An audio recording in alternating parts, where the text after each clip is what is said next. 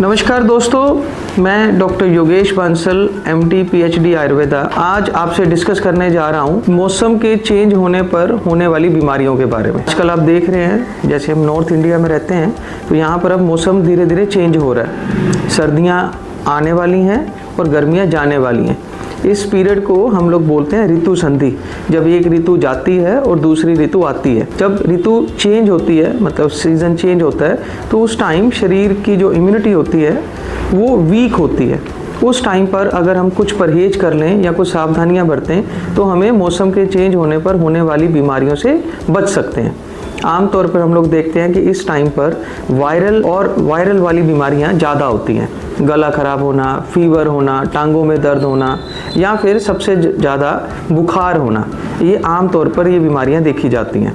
बच्चों में खास करके इस टाइम पर ये बीमारियां अपने पूर्ण रूप में होती हैं। हर घर में कोई ना कोई आदमी बीमार रहता है, जिसको बुखार होता है, गले में दर्द होता है, खांसी की शिकायत रहती है। तो आज मैं आयुर्वेद में वर्णित कुछ आयुर्वेदिक मेडिसिन्स के बारे में आपको बताऊंगा। अगर आप उसका यूज़ करते हैं तो आप इन बीमारियों से बच सकते हैं। दवाइयों से पहले अगर कुछ परहेज कर लिए जाएं तो इस टाइम पर हम लोग इन बीमारियों से बच सकते हैं।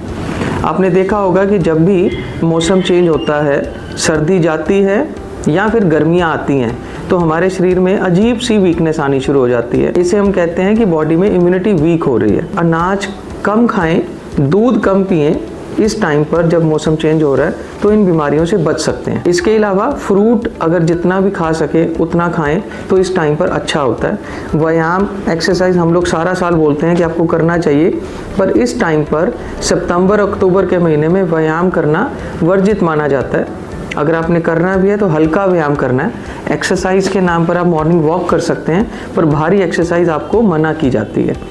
इसके अलावा खाने में अगर आप गर्म पानी का सेवन करते हैं, साथ में थोड़ी सी सौंठ मतलब शुंठी या फिर अदरक का पाउडर, ड्राई जिंजर पाउडर, अगर आप उसका यूज़ करते हैं तो शरीर में होने वाली वात वाली व्याधियाँ, जिसे हम आयुर्वेद में वातिक बीमारियाँ बोलते हैं और पंजाबी में अगर हम बात करें तो वातज या फिर वाई वाली बीमारियां बच सकते हैं। आपको करना क्या है, थोड़ा सा गर्म पानी करना है, उसके बीच में आधा चम्मच सौंठ डालनी है और 1 चम्मच धनिया पाउडर डालना है। इसको 2 लीटर पानी में आप अच्छे से उबाल लीजिए। उबालने के बाद इसको पूरा दिन पीजिए, थोड़ा थोड़ा करके, जब भी आपको प्यास लगे। आपको हफ्ते में 3 दिन करना है सिर्फ। इस 3 दिन में ही आपकी इम्यूनिटी इंक्रीज हो जाएगी, बॉडी डिटॉक्स हो जाएगी और आपको आने वाली बीमारियों से बच सकते हैं। अगर किसी को फीवर भी हो गया है, फीवर पे हम लोग आमतौर पे क्या करते हैं, जैसे ही फीवर होता है हम लोग मुंह में गोली डालते हैं और गोली डालने के बाद फीवर उतर जाता है और थोड़ी देर में फिर दोबारा चढ़ जाता है। बॉडी वीक हो जाती है, टांगों में दर्द होना शुरू हो जाता है, सिर में दर्द रहता है, हाथों पैरों में जकड़न रहती है, गला खराब हो जाता है, गले में दर्द रहता है और डिफरेंट टाइप्स के वायरल डिसऑर्डर होने शुरू हो जाते हैं। अगर आप पहले दिन ही ये सौंठ और अदरक, सौंठ मतलब अदरक वाला पाउडर और दूसरा धनिया का पाउडर का बना हुआ गर्म पानी अगर आप पीते हैं तो इस वायरल बीमारी से बच सकते हैं। इसके अलावा अगर आपको कोई बीमारी हो ही गई है, जैसे जनरली गला ख़राब हो गया है, खांसी हो गई है, बच्चों में स्पेशली देखा जाता है कि उसको खांसी होनी शुरू हो जाती है इस मौसम में। कईयों को सूखी खांसी होती है और कईयों को बलगम वाली खांसी होती है। तो आज मैं आपको एक नुस्खा बता रहा हूँ, आप लोग नोट कर लो चाहे सारे, इसको घर में बना के रख लो। अगर किसी बड़े को भी या छोटे को भी, किसी को भी अगर गले में खांसी है, उसको जुकाम है, गले में दर्द हो रहा है या फिर उसको सूखी खांसी है जिसमें अथू आता है, बार बार गला खुश्क होता है, तो आपने ये मेडिसिन उसको बना के रखनी है। इसमें आपने लेना है सीतोपलादी चूर्ण। सीतोपलादी चूर्ण आमतौर पर मार्केट में अवेलेबल है, पर सीतोपलादी चूर्ण आप घर पे खुद भी बना सकते हैं। सीतोपलादी स-त-प-ल-द, इसके नाम से ही इसकी अंदर जो जो सामान पड़ा हुआ है वो लिखा होता है।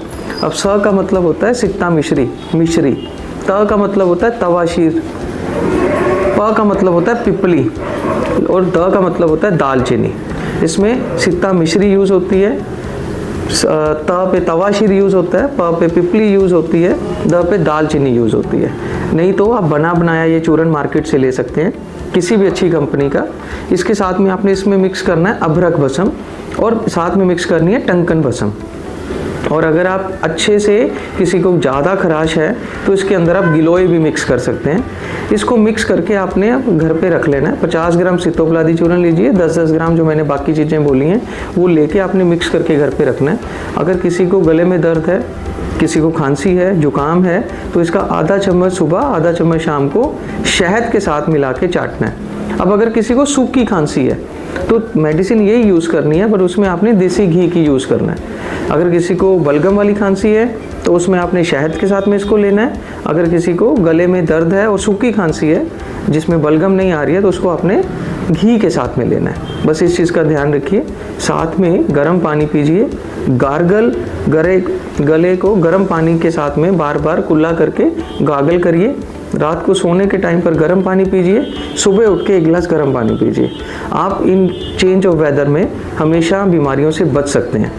इससे अधिक आप जानकारी लेना चाहते हैं तो हमारे नीचे दिए गए नंबर के ऊपर आप हमारे से संपर्क कर सकते हैं। हमारे यहाँ जॉय आयुर्वेदा में डिफरेंट बीमारियों के लिए डिफरेंट डॉक्टर्स अवेलेबल हैं। आजकल नकली दवाइयाँ भरपूर आ गई हैं मार्केट में, उनसे अगर आप बचना चाहते हैं तो हमारी एक वेबसाइट नोट कर लीजिए www.joyayurveda.com, और आपको मैं एक नंबर भी दे रहा हूँ 7658865654। मैं दोबारा रिपीट कर रहा हूँ 7658865654।